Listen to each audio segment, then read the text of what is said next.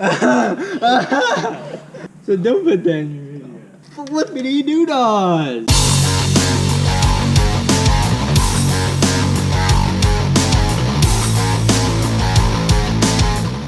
Howdy guys, as I promised in the last video, today I'm going to be showing you guys how to keep your windshield from caving under the pressure of any top. This is a problem because the top has a tendency to pull back on the windshield and keep your doors from shutting properly. If this is a problem that you guys are facing right now, go ahead and hit that subscribe button and let's get started.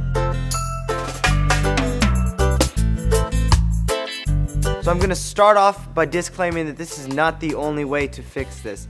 I'm making this video to give you guys an idea of what to do if you have this problem. You may come up with your own creative way of fixing this. If you watch this video and you decided this is the best route to go to fix your problem, you can contact us here at Wild Horses. We will do our best to get you the parts you need for your project. But as of right now, this is not a product that we sell. However, if you have any front roll cage, we do sell windshield braces for that. Leave any comments down below and we will get back to you guys. Alright, so one of the first things I need to do is find a rod that will fit into this ball joint rod end.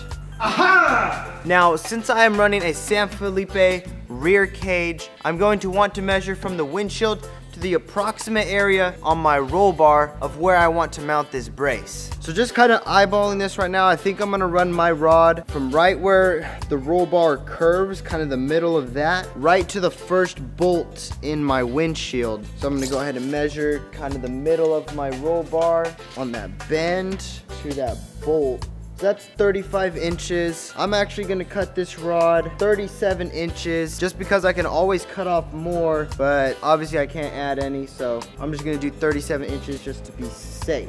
If you are doing this yourself, one thing you wanna keep in mind is people's heads, so don't put it super low on the roll bar because you don't want people's heads bashing into it. So just run it up high, get your measurement, make it a little bit more than that to compensate for pushing the windshield out, which you're actually gonna do, and then just use that measurement to cut your rod. That's what I'm gonna do right now.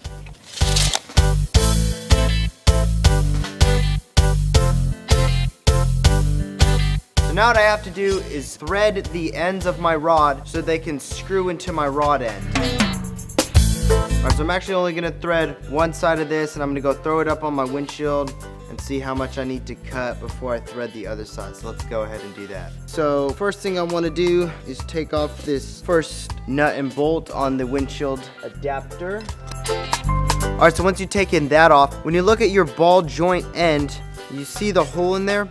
The bolt that you put into that has to be a perfect size so that that bolt isn't moving around and your brace, once it's all completed, isn't jolting around. So you're gonna wanna make sure that the bolt that you put into that hole fits exactly in there with that. So I found the bolt that I needed. Unfortunately, when I try to put it into this windshield adapter through the windshield, the hole isn't big enough, so I'm gonna have to drill that out real quick.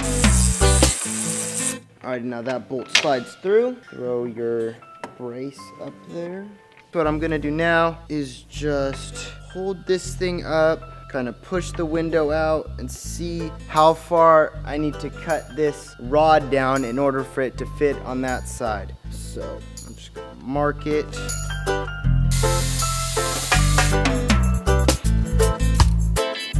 All right, so at this point I've threaded both sides. I've put rod ends on both sides. And now your brace should be good to go. All right, now since most people bounce around in their Broncos, go rock climbing, myself included, what I'm gonna do before I drill any more holes is I'm gonna tape this rod up to kind of where I want it. Just kind of bounce around in my seat to kind of simulate rock climbing to see if my head is gonna bash into this thing, because I don't want any of that happening on the trail.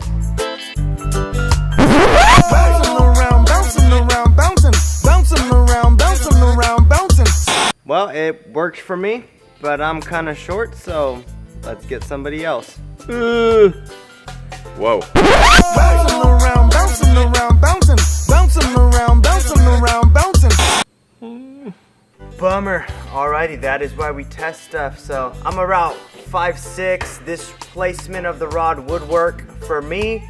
but you put a 6-foot dude in here and it's gonna bash his head on this thing. So we're actually gonna make some L brackets that we're gonna run right up here to mount this side on, and then we're just gonna mount the rod end on this side just a little bit higher, just to give it about a few more inches of clearance to make this thing safe. So I'm gonna do what I have to do, all the fabricating and stuff that I need to do. You guys work it out at home, whatever you guys feel is safe, that's what you guys need to do. So I'm gonna go ahead and cut a bunch of stuff and 1 hour later. Alrighty, so I'm back from making that little L bracket. As you can see, I drilled some holes into it. I also held this thing up before I got on camera, cut it down to size. So now I'm just gonna set that thing down, and I placed this where I wanted it. I made some little circles in these holes with a marker so I could see where to drill this hole. So I'm gonna go ahead and drill those out.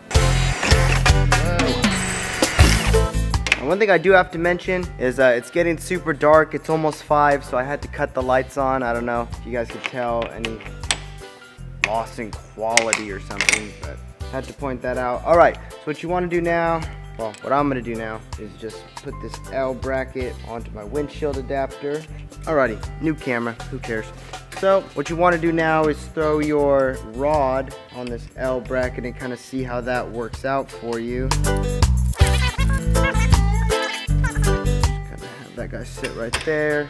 Check one more time to make sure that that's where you want it. And again, these are adjustable, so you should be able to get away without worrying about those. So I'm gonna go ahead and drill the hole into my roll bar, and then we're gonna finish installing this thing. We'll go ahead and start with a little pilot hole. I hate drilling holes, man. What I'm gonna end up doing is tapping this hole. So I'm gonna find the right drill bit for a 3/8 bolt so I could tap it the right way.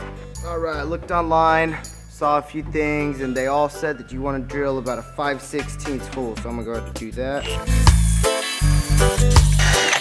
And you wanna tap it with the size of whatever bolt you are using. Try to keep that as straight as possible. Now that hole is drilled, go ahead and grab your bolt, put the force on your window, and bolt that thing down.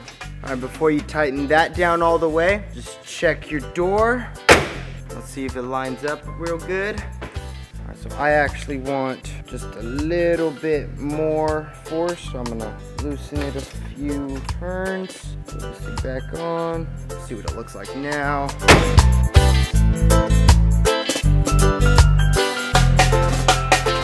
Alrighty, and that's pretty dang perfect for me. I'm gonna go ahead and tighten this one down.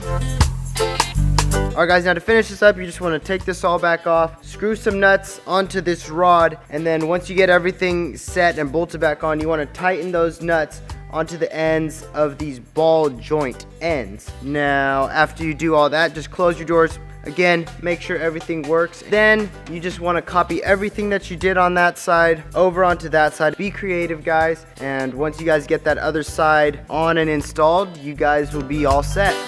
And that is it for today. I hope I've stimulated your creativity on how to fix your own windshield problem. If this setup is something you would like to see a kit for in the future, go ahead and leave a comment down below. And if enough of you guys see it as something that you need, we'll definitely start working on putting something together for you guys. As always, don't forget to subscribe. And with all of that being said, we will see you guys out there on the trail.